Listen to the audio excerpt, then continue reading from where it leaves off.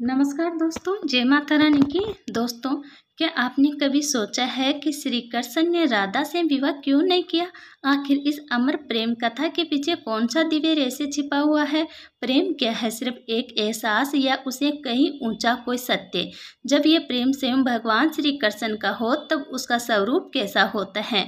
आज हम आपको ले चलेंगे राधा कृष्ण के दिव्य प्रेम की उस अद्भुत यात्रा पर, जहाँ प्रेम आंसुओं में भी मुस्कुराता है और मुस्कान में भी वेदना छिपी होती है। यह कथा केवल एक प्रेम कहानी नहीं, बल्कि प्रेम से भी महान, विवाह से भी पवित्र एक दिव्य बंधन की कथा है। प्यारे भक्तों, आज हम श्री राधा और श्री कृष्ण की उस लीला का रहस्य सुनेंगे, जिसे जानकर आपका हृदय भक्ति रस में डूब जाएगा। लेकिन आपसे एक निवेदन है, इस कथा को अधूरा ना छोड़े और राधा कृष्ण के अलौकिक प्रेम के साक्षी बनकर इसे अंत तक अवश्य सुनिए। साथ ही कमेंट में जय श्री राधे और जय श्री कृष्ण अवश्य लिखे। तो आइए बिना किसी विलंब के आरंभ करते हैं इस दिव्य प्रेम रहस्य की कथा, जो गोलोक से प्रारंभ होकर वृंदावन तक चलती है।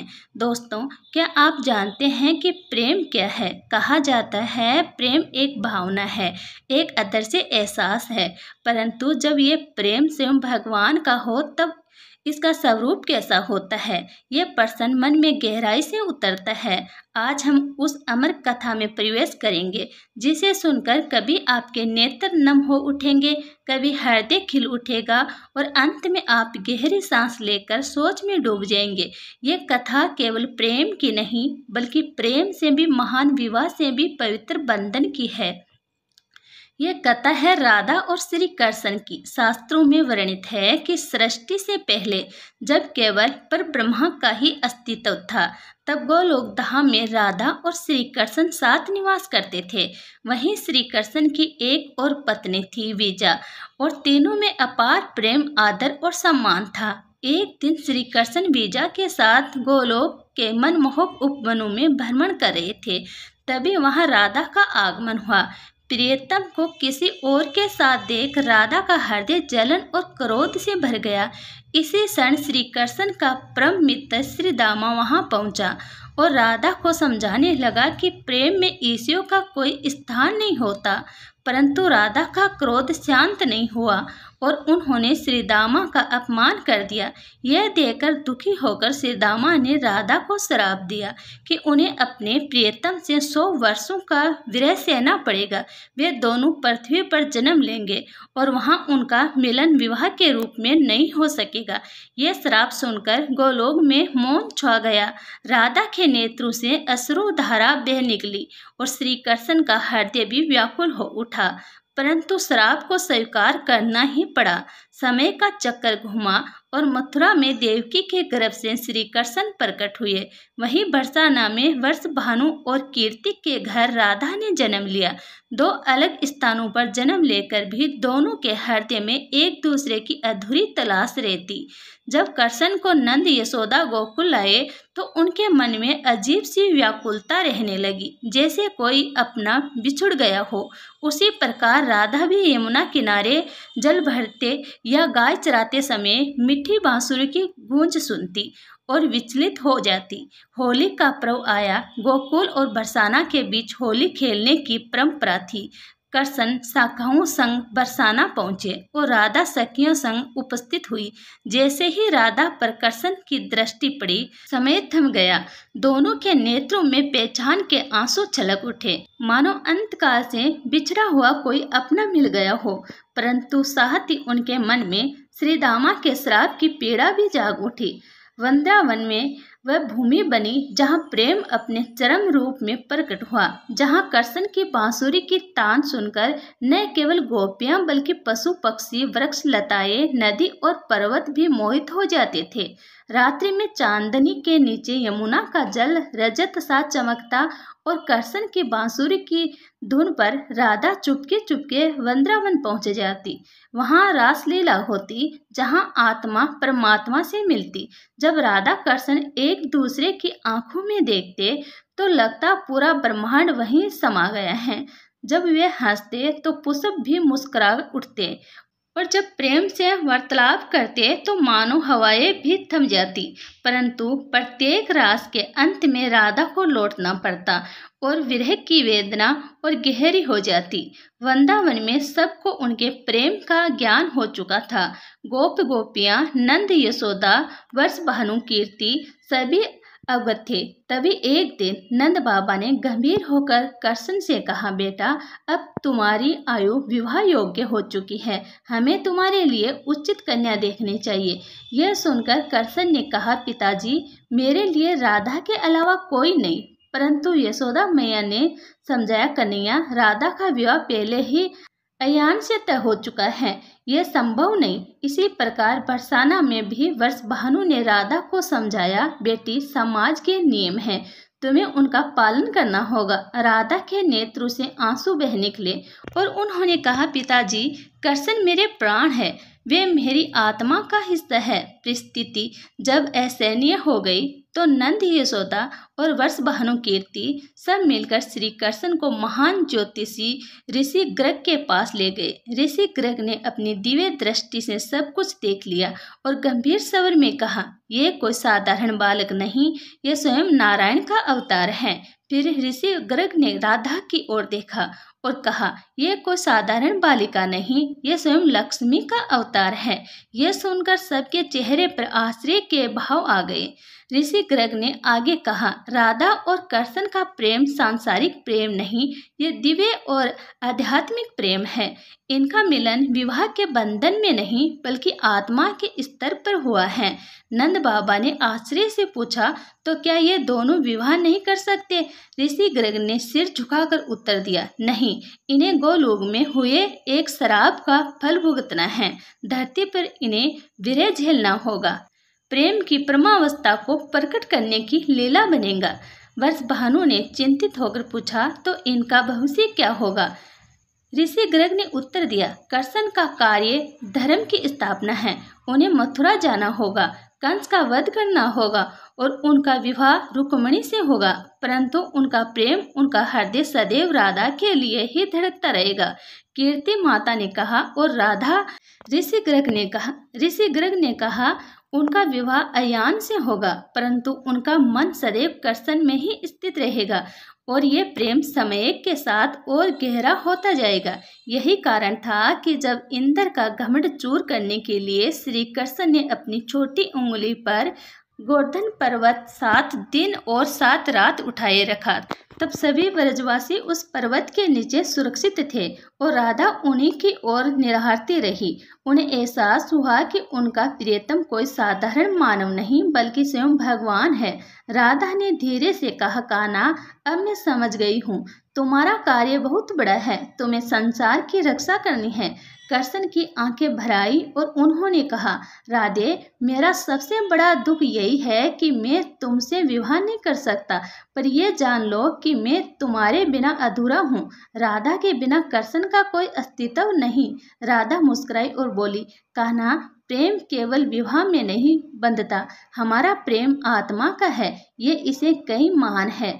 परंतु वह दिन भी आ गया जिसका भय सबके मन में था। अंकुर श्री कृष्ण को मथुरा ले जाने आए। सारे व्रजवासी रो रहे थे। नंद और यशोदा की आंखें आंसुओं से भरी थी, पर सबसे अधिक पीड़ा राधा को ही हो रही थी। कृष्ण ने राधा से अकेले मिलने की इच्छा जताई और यमुना किनारे उसी स्थान पर पहुंचे जहां वे पहली बार मिले थे। वहां खड़े होकर कृष्ण ने राधा से कहा, राधे, मैं जा रहा हूँ, पता नहीं कब लौट पाऊंगा। राधा ने उनके हाथ अपने हाथों में लेकर कहा, कान्हा, जाना तो तुम्हारा धर्म है, पर एक वादा करो, तुम मुझे कभी नहीं भूलोगे। कृष्ण ने बहराए स्वर में कहा, राधे, भला मैं तुम्हें कैसे भूल सकता हूँ? तुम मेरी सांसों में बसी हो, मेरी धड़कनों में हो। जब भी मैं बांसुरी बजाऊंगा उसमें तुम्हारा ही नाम होगा। राधा के नेत्रों से अश्रु धारा बह रही थी और उन्होंने कहा, कान्हा, मैं भी जन जन तक तुम्हारा इंतजार करूंगी। कृष्ण ने उनके माथे पर प्रेम से चुम्बन लिया और कहा, राधे, ये विदाई केवल शरीर की है, आत्मा तो सदा साथ रहेगी। रथ आ गया। अंकुर प्रतीक्षा कर रहे थे। कृष्ण रथ पर बैठे पीछे मुड़कर राधा को देखा।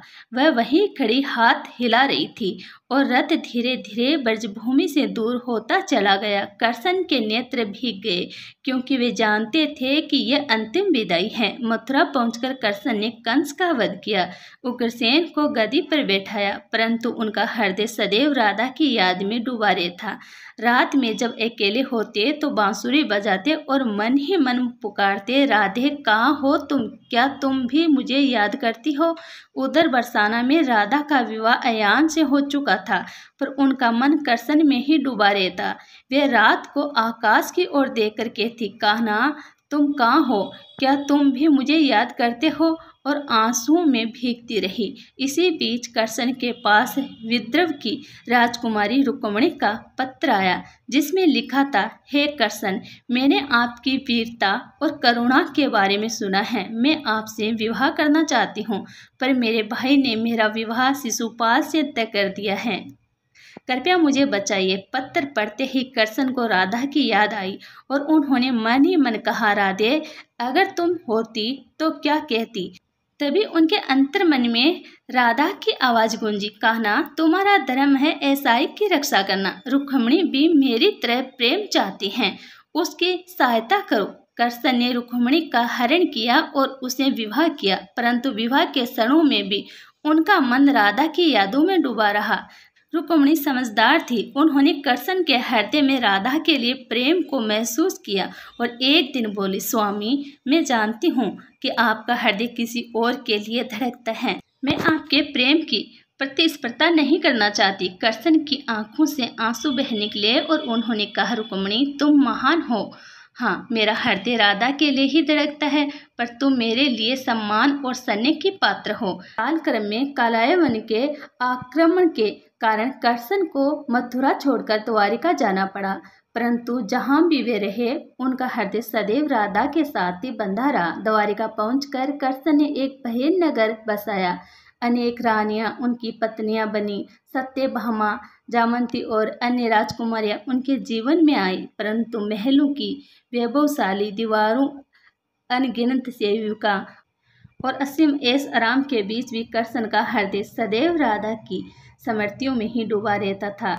रात्रि के क्षणों में जब जब सो जाते तब वे समुद्र तट पर जाकर बांसुरी बजाते और भाव विभोर होकर कहते, राधे, यहाँ सब कुछ है, धन, वैभव, रानियाँ, लेकिन तुम्हारे बिना ये सब शून्य है। तुम्हारे बिना मैं अधूरा हूँ। द्वारिका की रानियाँ कृष्ण के इस वेदना को समझती थी। वे जानती थी कि कृष्ण का सच्चा और साक्षात प्रेम केवल राधा से ही है, इसलिए कभी उन्होंने इसकी शिकायत नहीं की। समय बीता और जब कुरुक्षेत्र के रण क्षेत्र में अर्जुन ने शस्त्र रख दिया और युद्ध से विमुख होना चाहा, तब कृष्ण ने उसे धर्म का उपदेश देने का निश्चय किया। उस समय भी उनके मन में राधा की स्मृति थी। राधे, तुमने ही कहा था कि मेरा कार्य धर्म की स्थापना है, और आज वही क्षण उपस्थित है। तब उन्होंने गीता के रूप में सत्य का अमृत दिया।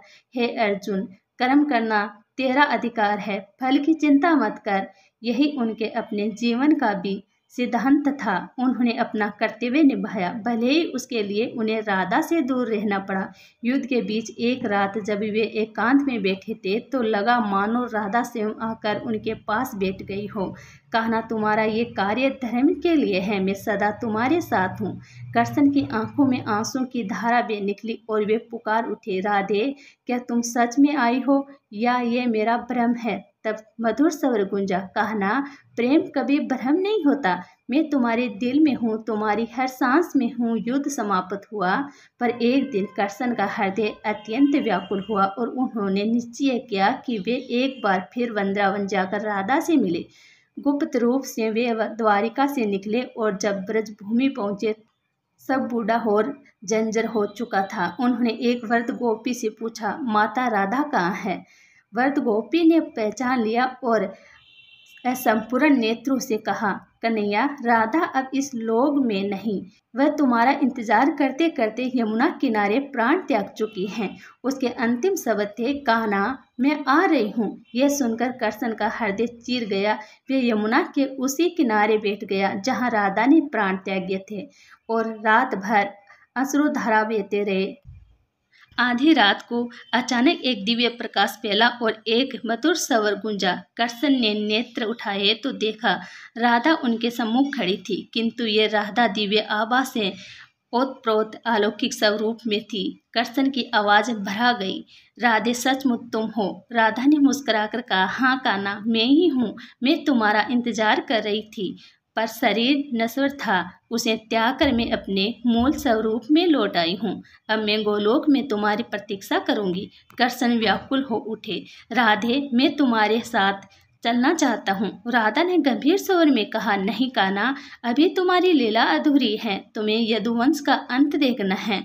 जब समय आएगा तब तुम भी गोलोक लौट आना। प्रेम में समय का कोई बंधन नहीं होता। धीरे धीरे राधा का दिव्य स्वरूप विलीन होने लगा और जाते जाते वे केवल यही वाक्य छोड़ गई, कहना, याद रखना, राधा के बिना कृष्ण अधूरे है और कृष्ण के बिना राधा अधूरी है। हमारा प्रेम अनंत है, सनातन है।